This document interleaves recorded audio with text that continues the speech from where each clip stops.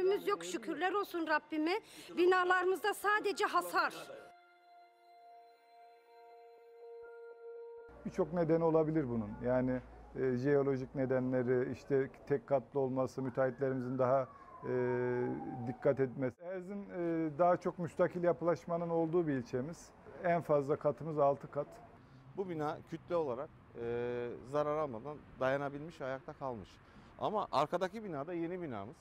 Bunlar da hep yönetmeliğe uygun şekilde yapıldığı için bu şekilde en azından insanların can güvenliğini sağlayabiliyor. Müteahhit sayısı çok fazla değil. Hepsi de Erzin'in kendi yerli halkı. Yani çalma olayları ya da ne bileyim usulsüz, kaçak bu tarz binalar yapılmıyor.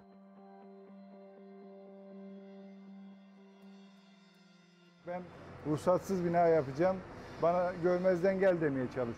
Ben hiçbir şekilde de bunlara kendi adıma müsaade etmemeye çalıştım.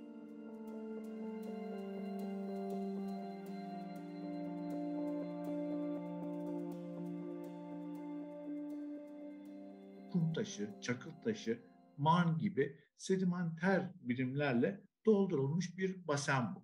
Osmaniye olsun, Dört Yol olsun, İskenderun baseni içerisindeki sedimanların kalın olduğu çukur alanlarda yer almaktadır. Fakat Erzin temelin yükseliminin olduğu bir noktada yer almaktadır.